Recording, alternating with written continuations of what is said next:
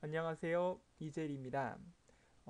지금까지 여러분들에게 60강좌를 통해서 포토샵의 기본적인 메뉴 설명과 툴박스의 기능적인 설명, 그리고 팔레트의 기능적인 설명을 여러분들에게 해드렸습니다.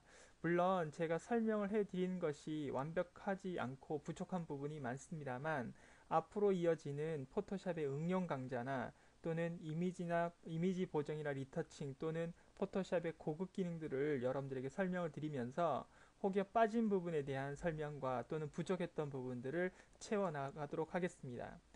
이번 강좌에서부터는 이미지 보정과 리터칭에 관련된 부분을 설명을 해드리도록 하겠습니다.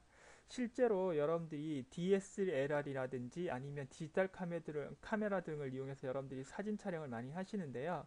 사진 촬영을 해서 물론 뭐 카메라의 기능들이 원체 좋기 때문에 특별히 보정할 필요가 없는 경우가 있겠지만 여러분들이 뭐 사진을 출력한다든지 아니면 또 다른 곳의 이미지로 활용을 하고자 할 때 특별하게 여러분들이 좀 보정을 해서 출력을 하거나 또는 활용을 하고 싶었을 때 사용할 수 있는 그런 기능들에 대한 설명을 좀 드려보도록 하겠습니다.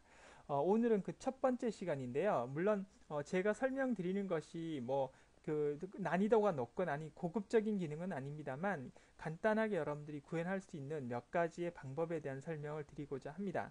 그래서 그 첫 번째 시간으로 어저스트먼트 레이어를 이용해서 기본적인 색상 보정에 관한 연습을 한번 해보도록 하겠습니다.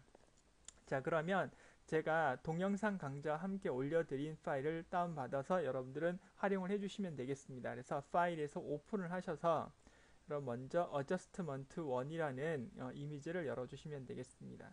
자, 이것은 제가 2007년에 촬영한 사진인데요. 물론 그때는 뭐 사진적인 내공이 많이 부족하고 지금도 물론 부족합니다만 약간 좀 어둡게 촬영한 그런 부분의 이미지를 제가 활용을 한번 해보도록 하겠습니다. 그래서 이 어두워진 이미지를 많이 어두운 이미지를 좀 밝게 또는 화사하게 만들 수 있는 방법이 과연 어떤 방법이 있는지 설명을 한번 드려보도록 하겠습니다. 실제로 노출이 맞지 않아서 사진이 전체적으로 조금 어두워진 것을 여러분들이 보실 수가 있을 것입니다.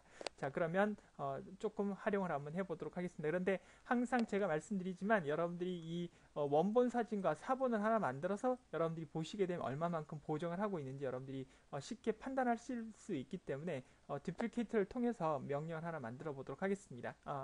파일을 하나 더 만들어 보도록 하겠습니다.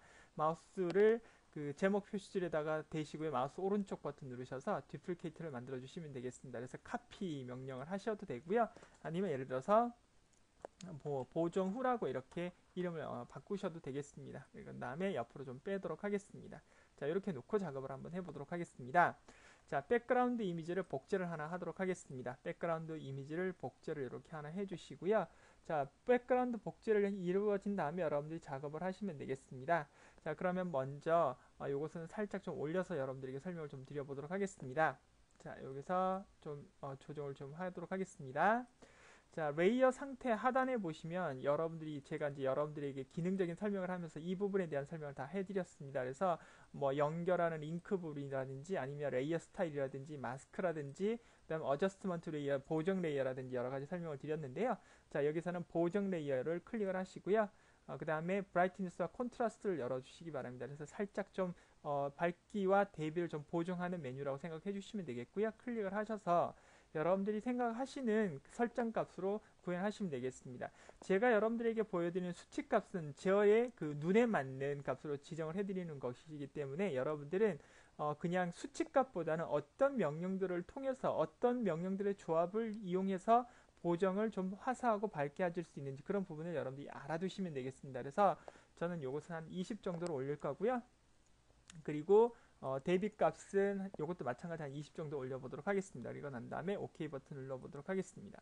자, 그러면 이제 이렇게 보시면 앞에 있는 브라이트니스와 콘트라스트에 있는 그 눈 아이콘을 활성화시키고 시키지 않음에 따라서 이렇게 모양이 좀 변하는 것을 보실 수가 있겠습니다. 그래서 사용법이 간단하면서도 그 변화를 여러분들이 확인하실 수도 있기 때문에 이미지의 밝기 및 대비를 조정할 수도 없고 또는 가장 밝은 영역, 가장 어두운 영역을 영역을 제외하는 전체적인 보정을 할 때는 이런 작업을 좀 해주시면 아주 간단하게 구현을 하실 수도 있다고 말씀을 드릴 수가 있겠습니다.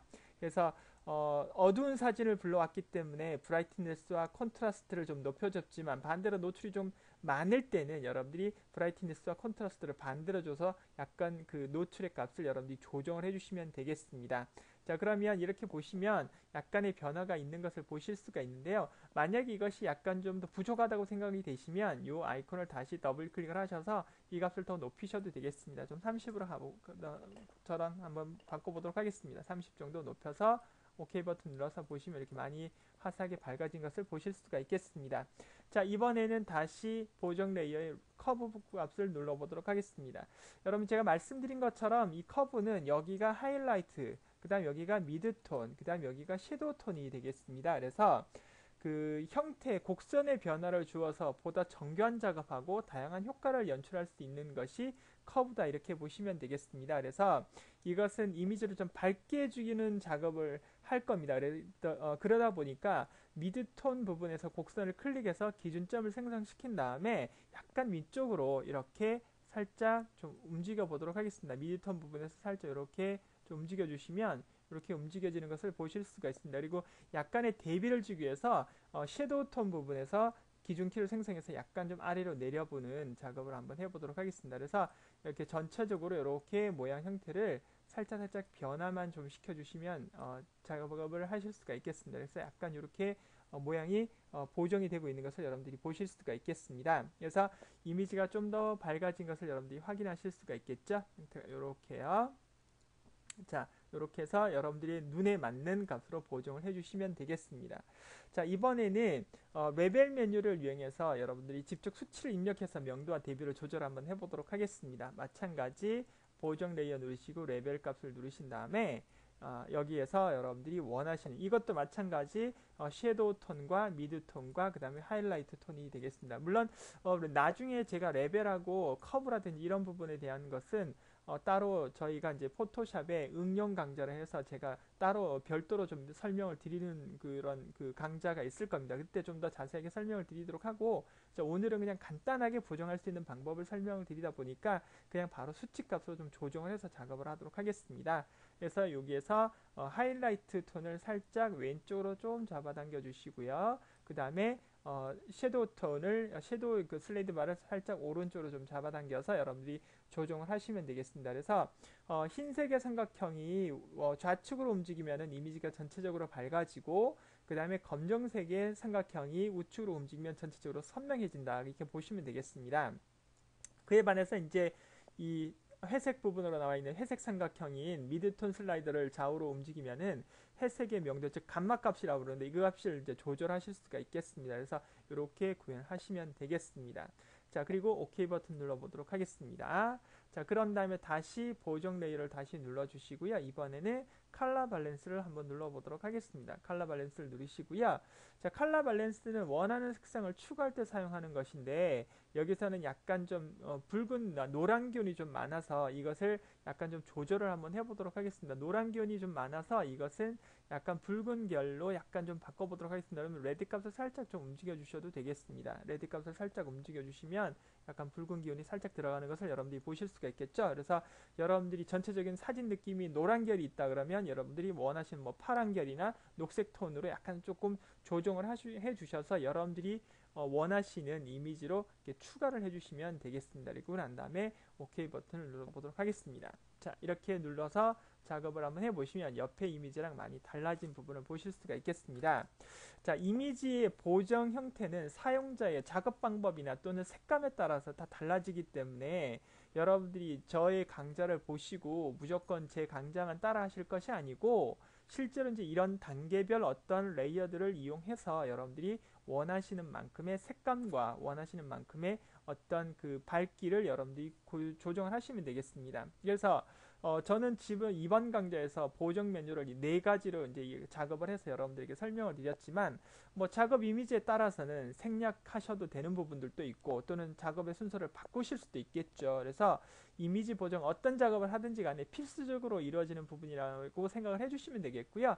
각자 많이 연습을 하셔서 여러분들이 여러 가지 결과를 만들어 보시면서 본인의 눈, 즉 본인의 색감에 맞는 값들을 여러분들이 또 축출을 해내시면 작업을 충분히 하실 수 있지 않을까 생각이 됩니다. 그래서 이렇게 여러분들에게 설명을 드리면서 마무리를 좀 해보도록 하겠습니다. 실제로 이미지에 있는 그 보정, 즉 죄송합니다. 레이어 패널에 있는 어저스트먼트 레이어, 즉 다시 말하면 보정 레이어를 통해서 지금과 같은 효과를 여러분들이 다양하게 연습을 해 보시면서 여러분들이 과연 어떤 결과가 나오는지 알아보시면 되겠습니다. 그리고 이것은 다시 제가 화면을 다시 원래대로 가져다 놓겠습니다. 놓고 여러분들 이제 두 개의 이미지를 보정을 한번 보시면 여러분들이 얼마만큼 많이 변해져 있는지 여러분들이 확인하실 수가 있겠습니다. 그래서 이렇게 여러분이 연습을 많이 해주시기 바랍니다. 자, 이번 강좌는 여기서 마무리를 하도록 하겠습니다. 수고하셨습니다.